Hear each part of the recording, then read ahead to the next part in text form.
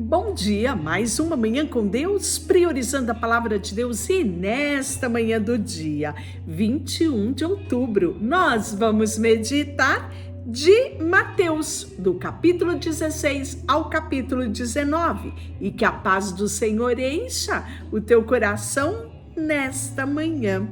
Capítulo 16, os fariseus e os saduceus pedem um sinal do céu.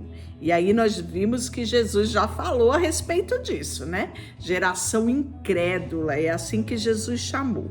Aproximando os fariseus, os saduceus, tentando lhe pedir que lhe mostrasse um sinal vindo do céu. Ele, porém, respondeu: chegada a tarde direis, haverá bom tempo, porque o céu está avermelhado. Pela manhã hoje haverá tempestade, porque o céu está de um vermelho sombrio. Sabeis, na verdade, discernir o aspecto do céu, e não podeis discernir os sinais dos tempos. Uma geração má e adúltera pede um sinal, e nenhum sinal lhe será dado, senão o de Jonas. Deixando-os, retirou deles. Então, semelhante aconteceu agora há pouco, né? Em Mateus capítulo 12, Jesus respondeu da mesma forma. E Jesus vai alertar sobre o fermento dos fariseus e dos saduceus. Vede, acautelai-vos do fermento dos fariseus e dos saduceus. Eles, porém, discorriam entre si, dizendo: é porque não trouxemos pão? Percebendo Jesus, disse: por que discorrei entre vós, homens de pequena fé, sobre o pão de não terdes pão? Não compreendes ainda, e não lembrais dos 5 pães para 5.000 homens, e de quantos cestos tomastes? Nem de 7 pães para 4.000, e de quantos cestos tomastes? Como não compreendeis o que não falei a respeito dos pães, e sim acautelai-vos do fermento dos fariseus e saduceus? Então entenderam que não lhes dissera que se acautelasse do fermento dos pães, mas da doutrina dos fariseus e dos saduceus. E aí nós temos a confissão de Pedro. É maravilhoso isso, quando Jesus estava para os lados de Cesareia de Filipe, perguntou aos seus discípulos: quem diz o povo ser o filho do homem?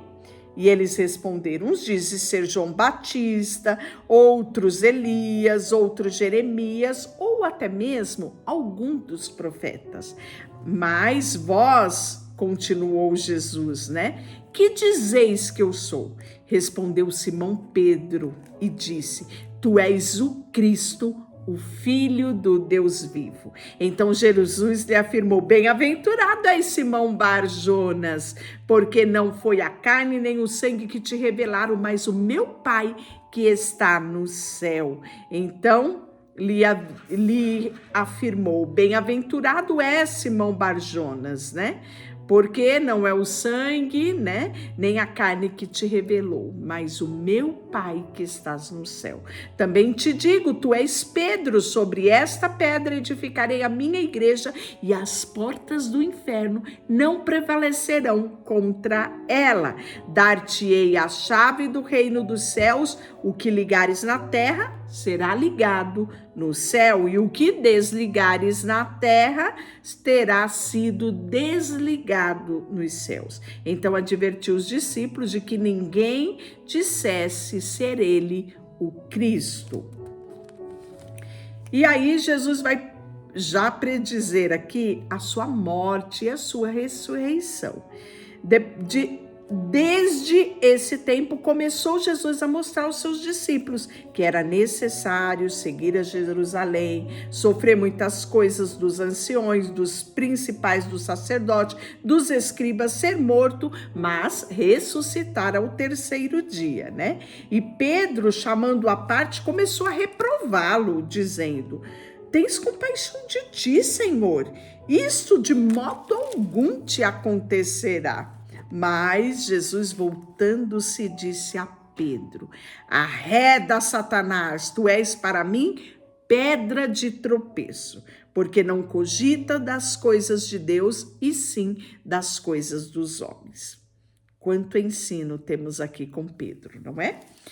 Pedro, aqui, de um momento, teve uma revelação extraordinária. Então, nós podemos ver no mesmo capítulo. No capítulo 16, ele tem a revelação: tu és o Filho, tu és o Cristo, o Filho do Deus vivo. Olha, Simão, não foi a carne nem o sangue, mas o meu próprio Pai que está no céu te revelou. Passado alguns momentos, nós vamos ver que Pedro, começa a estar na contramão daquilo que era o propósito de Jesus.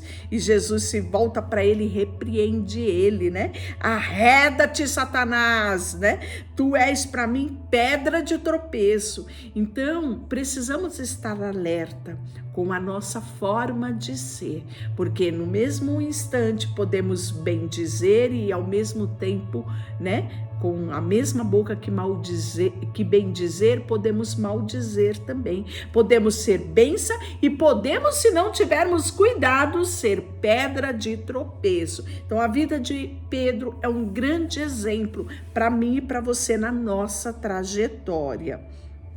E Jesus vai alertar que ser discípulo é levar a cruz. Logo em seguida, ele já aproveita a ocasião para falar a respeito disso. Jesus vai dizer aos seus discípulos: se alguém quer vir após mim, negue-se a si mesmo, tome a sua cruz e siga-me. Porquanto quem quiser salvar a sua vida, perdê-la-á. E quem perder a sua vida por amor de mim, por minha causa, achá-la. Por quê? Que aproveita o homem se ganhar o mundo inteiro e perder a sua alma. Que dará o homem em troca da sua alma? Porque o Filho do Homem há de vir na glória do seu Pai com os seus anjos, e então retribuirá a cada um conforme as suas obras. Em verdade vos digo que alguns há dos que aqui se encontram, que de maneira nenhuma passarão pela morte, até que vejam vir o Filho do Homem no seu reino. Capítulo 17 já é a transfiguração, Então, você percebeu como o Mateus, ele é um evangelho muito breve, que abrange de uma forma muito intensa e rápida todos os acontecimentos da vida de Jesus. Então, 6 dias depois, tomou Jesus consigo Pedro, o seu irmão Tiago e João, e os levou em particular ao alto do monte. Então, esses 3 eram aqueles 3 íntimos de Jesus, que estavam sempre acompanhando Jesus. E foi transfigurado diante deles, e o seu rosto resplandecia diante deles. E as suas vestes brancas como a luz. E eis que apareceram Moisés, Elias falando com ele. Então disse Pedro a Jesus: Senhor, bom é estarmos aqui. Queres, farei 3 tendas, uma tua, outra de Moisés e outra de Elias. Falava ele ainda quando uma nuvem luminosa os envolveu, e eis que vindo da nuvem uma voz que dizia: este é o meu filho amado, a quem me comprazo a ele ouvir. Em outras versões diz: este é o meu filho amado, em quem eu me agrado, em quem está o meu coração, a ele ouvi. E aí nós vamos ver que, ouvindo os discípulos, eles caíram de bruços, tomados de grande medo. Aproximando-se dele, Jesus tocou-lhes, dizendo: erguei-vos, não temas. Então eles, levantando os olhos, a ninguém mais viram, senão a Jesus. Que momento glorioso esse, vivenciado por quem estava de perto de Jesus. Então não basta ser discípulo, tem que ser íntimo para vivenciar experiências extraordinárias ao lado do mestre. E aí Descendo eles do monte, ordenou Jesus: a ninguém contes a visão, até que o Filho do Homem ressuscite dentre os mortos. Mas os discípulos interrogaram, porque diziam: pois os escribas ser necessário que Elias venha primeiro? Então Jesus respondeu: de fato, Elias virá e restaurará todas as coisas. Eu, porém, vos declaro que Elias já veio e não reconheceram. Antes fizeram com ele tudo quanto quiseram. Assim também o Filho do Homem há de padecer na mão deles. Então os discípulos entenderam que lhes falava a respeito de João Batista. E aí nós vamos ver a cura de um homem possesso.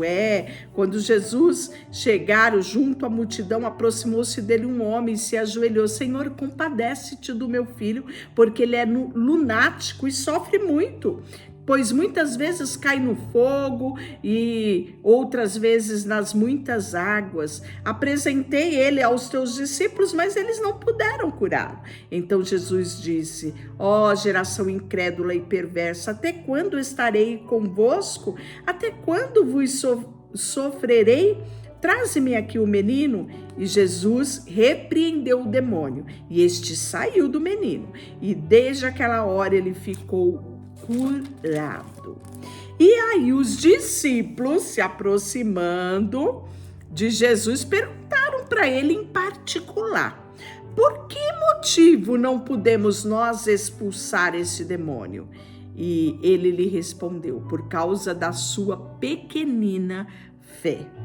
Pois, em verdade vos digo, que se tiveres fé como um grão de mostarda, direis a este monte: passa daqui para acolá, e ele passará. Nada vos será impossível. Mas esta casta de demônio se expele senão por meio de oração e jejum. E aí, mais uma vez, Jesus vai falar da sua morte. Então, você percebe aqui que Jesus preparou os discípulos para aquilo que havia de acontecer. Reunindo agora eles na Galileia, disse-lhe Jesus: o Filho do Homem está para ser entregue nas mãos dos homens, e estes o matarão, mas ao terceiro dia ressuscitará. Então os discípulos se entristeceram grandemente. Então Jesus sempre aqui, fala da morte, mas fala da sua ressurreição, E aí Jesus vai pagar o imposto. Quando ele estava chegando em Cafarnaum, dirigiram-se a Pedro os cobradores de impostos, querendo 2 dracmas, porque querendo o imposto de Pedro e de Jesus, E aí Pedro vai falar com Jesus a respeito disso, e aí respondeu Pedro, dos estranhos, Jesus lhe disse: logo estão isentos os filhos, mas para que não se escandalize, vai ao mar, lança o anzol, e o primeiro peixe que fisgar, tira-o, abrindo a boca acharás, a estife, acharás uma moeda, Toma e entrega por mim e por ti, Então, Pedro ainda tenta questionar, que não lhe era devido pagar o imposto. E Jesus fala: e pague, E aí, no capítulo 18, ele vai falar quem era o maior no reino dos céus. Isso mesmo, no capítulo 18. E aí, sabe o que Jesus faz? Chama uma criança, isso mesmo, coloca no meio deles e disse: em verdade vos digo, que se não vos converterdes e não os tornardes como uma criança, de modo algum entrareis no reino dos céus. Portanto, aquele que se humilhar como esta criança, este é o maior no reino dos céus. E quem receber uma criança tal como esta, em meu nome, a mim me recebe. E aí ele vai falar também dos tropeços. Preste atenção. Qualquer, porém, que fizer tropeçar um desses pequeninos que crê em mim, melhor lhe fora que se lhe pendurasse no pescoço uma grande pedra de moinho e fosse afogado nas profundezas do mar. Olha que sério que Jesus fala aqui. Ai do mundo por causa dos escândalos, porque isto é inevitável. Que venham os escândalos, isso ninguém pode evitar. Mas ai do homem pela qual vem o escândalo. Portanto, se a tua mão e o teu pé te faz tropeçar, corta-o, lança fora. Lembra que ele falou isso no capítulo 5, lá no Sermão da Montanha, 5:30? Portanto, se a tua mão te faz pecar, corta e lança fora. É melhor entrares aleijado no reino dos céus do que com as duas mãos e os teus pés serem lançados no inferno, né?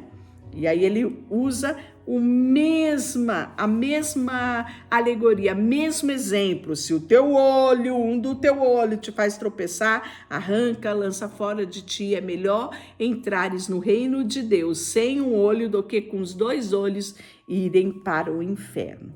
E aí ele vai usar a parábola da ovelha perdida, né? Vede, não desprezei qualquer desses pequenos, porque eu vos afirmo que os seus anjos nos céus veem incessantemente a face de meu Pai Celeste, porque o Filho do Homem veio salvar o que estava perdido. Que vos parece? Se um homem estiver 100 ovelhas e uma delas se extraviar, não deixará ele nos montes as 99, indo procurar a que se extraviou? E se porventura encontrar, em verdade vos digo, que maior prazer sentirá por causa desta do que pelas 99 que não se extraviaram. Assim, pois, não é da vontade do vosso Pai Celeste que pereça um só desses pequeninos. Como se deve tratar um irmão culpado? Tem ensino para tudo na Bíblia. Veja só, se teu irmão pecar contra ti, vai arguí-lo entre ti e ele só. Ou seja, vai confrontá-lo, vai conversá-lo. Só vocês dois. Se ele te ouvir, ganhaste o teu irmão. Ótimo. Se, porém, não te ouvir, toma contigo uma outra pessoa para que o depoimento de 2 testemunhas ou 3, toda a palavra se estabeleça. E se ele não os atender, dizes à igreja. E se recusar ouvir também a igreja, considera como gentil e publicano. Olha que sério é isso, não é? Como é importante termos um coração ensinável, um coração disposto a aprender. Todos nós erramos, mas muitas vezes queremos culpar o outro, queremos achar desculpa para o nosso erro. Não queremos aceitar muitas vezes o irmão nos confrontar, né? Muitas vezes não queremos aceitar a correção vinda de uma outra pessoa que está ali para nos mostrar o nosso erro. E olha como a palavra de Deus trata, né? Se você de primeiro aceitar aquilo que o seu irmão trouxe a você, aquele erro que você não via e o seu irmão viu, agradeça a Deus pela vida do seu irmão, aprenda, né? Porque você ganhou ali um irmão, né? Alguém que vai te ajudar na tua caminhada. Em verdade vos digo que tudo que ligares na terra será ligado no céu, e tudo que desligares na terra será desligado no céu. Em verdade também vos digo que se 2 dentre vós sobre a terra concordarem a respeito, ser-lhe-á concedido por meu Pai que está no céu. Porque aonde estiver 2 ou 3 reunidos em meu nome, ali eu estarei no meio deles, né? E aí ele vai falar quantas vezes se deve perdoar o irmão. Tá aqui, ó. Então Pedro, aproximando-se, lhe perguntou: Senhor, quantas vezes meu irmão pecar contra mim, eu lhe perdoe? 7 vezes? Interessante, né? Que eu penso que Pedro pensou, né? Vou jogar essa conta lá em cima, 7 vezes, Deus. E respondeu Jesus: não te digo que até 7 vezes, mas até 70 vezes 7. O que Jesus está falando? Seja longânimo, perdoe sempre. Não faça conta de 1, 2, 3, 4, não.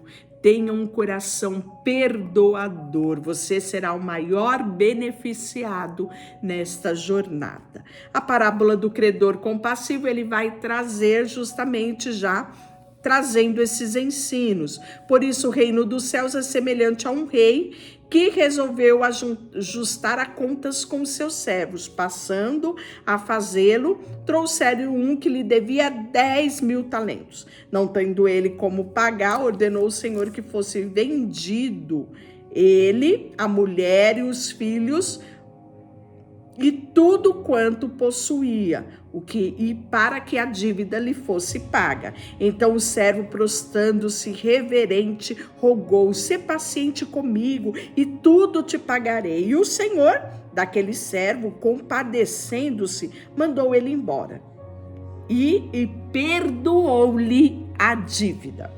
Saindo aquele servo, encontrou um dos seus conservos que lhe devia 100 denários. Olha só a dívida aqui. A dívida do primeiro, né?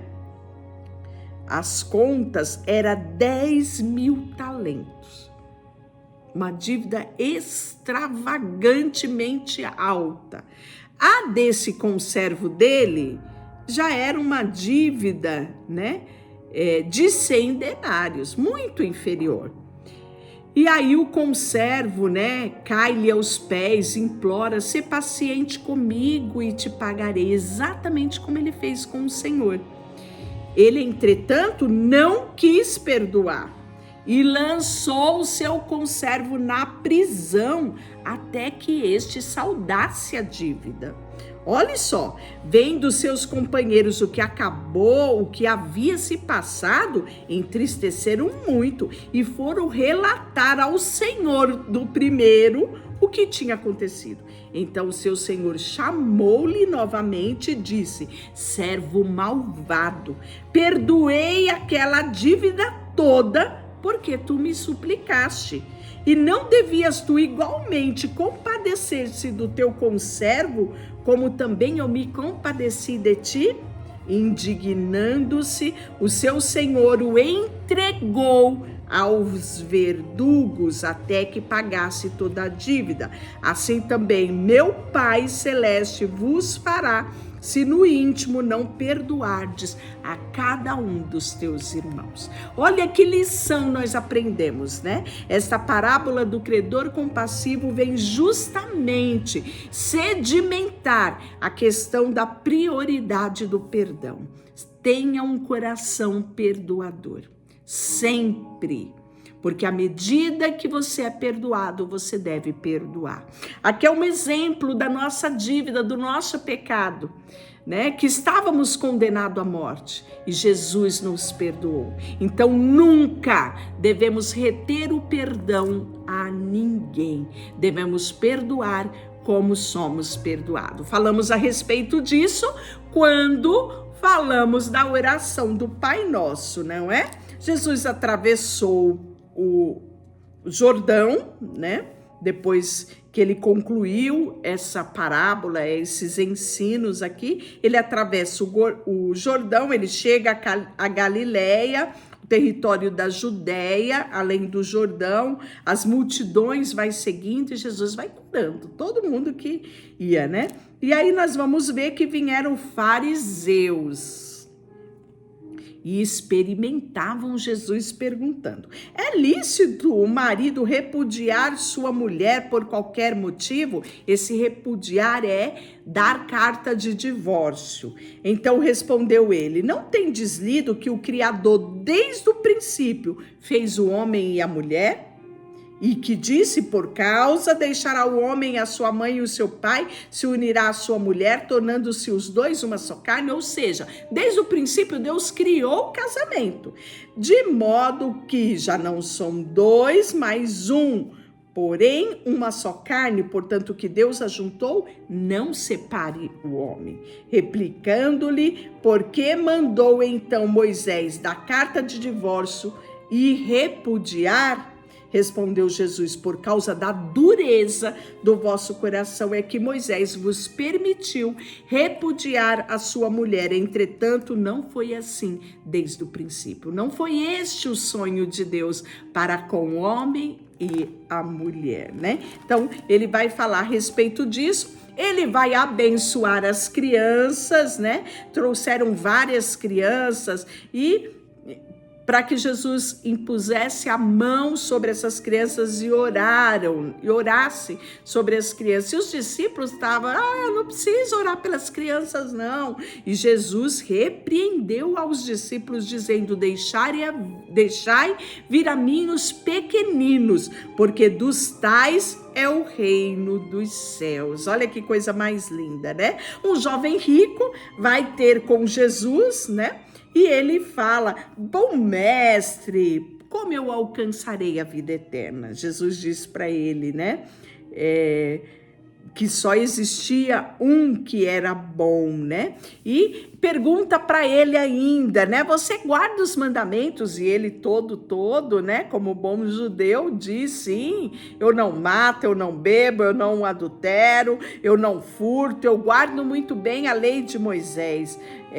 E aí Jesus fala, ele diz, né? Honra o teu pai e a tua mãe e amarás o teu próximo como a ti mesmo. E explicou o jovem: tudo isso eu já faço, tudo isso eu tenho observado, não tenho falta de um, né? Então, é como se ele dissesse para Jesus: Jesus, eu sou perfeito, faço tudo o que manda o protocolo. E Jesus olha para ele e diz: se quereis ser perfeito, vai, vende os teus bens, dá aos pobres e terás um tesouro no céu. Depois vem e segue-me.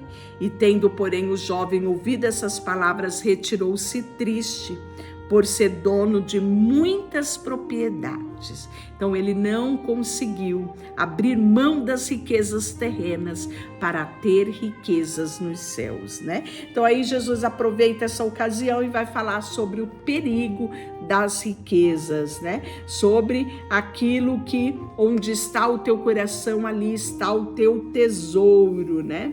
Então Jesus fala a respeito disso e assim nós encerramos o capítulo 19. Deixa eu orar por você. Senhor, nesta manhã colocamos diante de ti o nosso coração, a nossa vida, tudo que temos e tudo que somos, colocamos aos teus pés. Em nome de Jesus, amém.